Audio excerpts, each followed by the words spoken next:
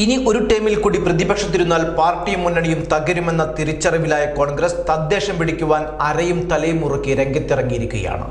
മത്സരരംഗത്തുള്ളത് 3 മുൻ MLA-മാരാണ്. കോർപ്പറേഷൻ തിരിച്ച് VD സതീശൻ, മുരളീധരൻ, ചെന്നിത്തല, സുധാകരൻ എന്നിവർക്ക് ചുമതല. 9 ജില്ലാ പഞ്ചായത്തും ജയിക്കുമെന്നാണ് വിലയിരുത്തൽ. പാർട്ടിയെ സജ്ജമാക്കുവാനുള്ള ഈ തന്ത്രം KC വേണുഗോപാലിൻ്റെതുമാണ്. നിയമസഭാ തെരഞ്ഞെടുപ്പിന്റെ സെമി ഫൈനൽ കൂടിയ തദ്ദേശ തെരഞ്ഞെടുപ്പിൽ കോൺഗ്രസ് ജീവൻ മരണ പോരാട്ടത്തിലേക്കാണ്. 2 ടേമായി ഭരണമില്ലാത്തതിൻ്റെ എല്ലാ പ്രശ്നങ്ങളും കോൺഗ്രസിലും ഘടകകക്ഷികളിലുമുണ്ട്. ഇത്തവണ ഏത് വിധേനയും നിയമസഭാ തിരഞ്ഞെടുപ്പിൽ ജയിക്കുക എന്നതാണ് ലക്ഷ്യം. അതിൻ്റെ ആദ്യ ചുവടാണ് തദ്ദേശ തിരഞ്ഞെടുപ്പ്.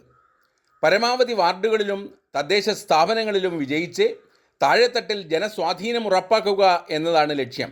3 മുൻ MLA-മാരാണ് ഇത്തവണ കോൺഗ്രസ് മത്സരിപ്പിക്കുന്നത്. ഇതിൽ നിന്ന് തന്നെ തദ്ദേശ തിരഞ്ഞെടുപ്പിൻ്റെ പ്രാധാന്യം വ്യക്തമാകും. തൃശ്ശൂരിലെ അടാട്ട് ഗ്രാമപഞ്ചായത്തിൽ അനിൽ അക്കരയും, തിരുവനന്തപുരം കോർപ്പറേഷൻ കവടിയാർ വാർഡിൽ KS ശബരിനാഥും, ഇടുക്കി കട്ടപ്പന നഗരസഭയിലേക്ക് ഉടുമ്പൻചോല മുൻ MLA EN അഗസ്തിയുമാണ് മത്സരിക്കുന്നത്. ശബരിനാഥിനെ മേയർ സ്ഥാനാർത്ഥി എന്ന നിലയിൽ തന്നെ അവതരിപ്പിക്കുന്നതും ഇതിൽ ശ്രദ്ധേയമാണ്.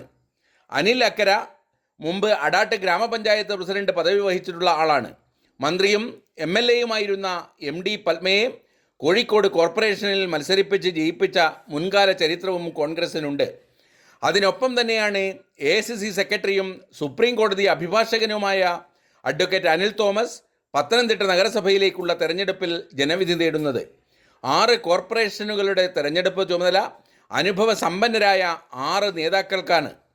തലസ്ഥാന കോർപ്പറേഷനിൽ എല്ലാ പ്രവർത്തനങ്ങളും നിയന്ത്രിക്കുന്നത് K മുരളീധരനാണ്. കൊല്ലത്ത് മുൻ മന്ത്രി VS ശിവകുമാറും, എറണാകുളം VD സതീശനും, തൃശ്ശൂർ ബെന്നി ബെഹനാനും, കോഴിക്കോട് രമേശ് ചെന്നിത്തലയും, കണ്ണൂർ K സുധാകരൻ MPക്കുമാണ് കോർപ്പറേഷനുകളുടെ ചുമതല. സംഘടനാ ചുമതലയുള്ള AICC ജനറൽ സെക്രട്ടറി KC വേണുഗോപാലിൻ്റെ ആശയമാണ് ഇതെല്ലാം. UDF എന്ന നിലയ്ക്ക് ഒറ്റക്കെട്ടായ മുന്നേറ്റത്തിൽ ജാഗരൂകരായിരിക്കുമ്പോഴും കോൺഗ്രസിൻ്റെ അടിത്തട്ട് മുതൽ പ്രവർത്തന രംഗത്ത് സജീവമാക്കാനും പാർട്ടി നേതൃത്വം പരമാവധി ശ്രദ്ധിക്കുന്നുണ്ട്. തദ്ദേശ സ്ഥാപനങ്ങളിൽ തർക്കങ്ങളില്ലാതെ കോൺഗ്രസ് സ്ഥാനാർത്ഥി പട്ടിക പ്രസിദ്ധീകരിക്കാൻ സാധിച്ചതും കോൺഗ്രസിനെ സംബന്ധിച്ചിടത്തോളം സമീപകാല ചരിത്രത്തിലെ വലിയ നേട്ടമാണ്. തദ്ദേശ തെരഞ്ഞെടുപ്പിൽ വലിയ അത്ഭുതം സൃഷ്ടിക്കുക മാത്രമല്ല കോൺഗ്രസിൻ്റെ ലക്ഷ്യം. ഇപ്പോഴത്തെ പ്രവർത്തനങ്ങളിലൂടെ അടുത്ത നിയമസഭാ തെരഞ്ഞെടുപ്പിലേക്ക് പാർട്ടി മെഷീനറിയെ കൂടുതൽ ചലനാത്മകമാക്കുക എന്ന ലക്ഷ്യം കൂടിയുണ്ട്. ഭരണത്തിൽ നീണ്ട ഇടവേള ഉണ്ടായതിൻ്റെ ക്ഷീണം കോൺഗ്രസിനും ഘടകകക്ഷികൾക്കും നല്ല ബോധ്യമുണ്ട്. കോർപ്പറേഷനുകളിൽ കൈവശമുള്ള കണ്ണൂർ നിലനിർത്തുന്നതിനൊപ്പം കൊച്ചി തിരിച്ചു പിടിക്കാമെന്ന ഉറച്ച പ്രതീക്ഷയിലാണ് പാർട്ടി. ആഞ്ഞുപിടിച്ചാൽ തൃശ്ശൂരിലും കൊല്ലത്തും ഭരണത്തിലേറാമെന്നാണ് വിലയിരുത്തൽ. കോഴിക്കോട്ടും കഴിഞ്ഞ തവണ 3ാം സ്ഥാനത്തായ തിരുവനന്തപുരത്തും നില മെച്ചപ്പെടുത്തി മുന്നേറാമെന്ന കണക്കുകൂട്ടലുമുണ്ട്. ജില്ലാ പഞ്ചായത്തുകളിൽ 8-9 ആണ് UDFൻ്റെ പ്രതീക്ഷ. നിലവിൽ ഭരണത്തിലുള്ള എറണാകുളം, മലപ്പുറം, വയനാട് എന്നിവയ്ക്ക് പുറമെ കാസർഗോഡ്, ഇടുക്കി, പത്തനംതിട്ട ജില്ലകളിൽ ഉറച്ച വിജയ പ്രതീക്ഷയുണ്ട്. കോട്ടയത്തും തൃശ്ശൂരിലും ഉൾപ്പെടെ മുന്നേറ്റം പ്രതീക്ഷിക്കുന്നു. ആസന്നമായ നിയമസഭാ തെരഞ്ഞെടുപ്പിൻ്റെ സെമിഫൈനലായി വിലയിരുത്തപ്പെടുന്ന തദ്ദേശ തെരഞ്ഞെടുപ്പിൽ ശക്തമായ മുന്നേറ്റം നടത്തുക എന്നതാണ് ഇതിലൂടെ കോൺഗ്രസ് ലക്ഷ്യം വെക്കുന്നത്.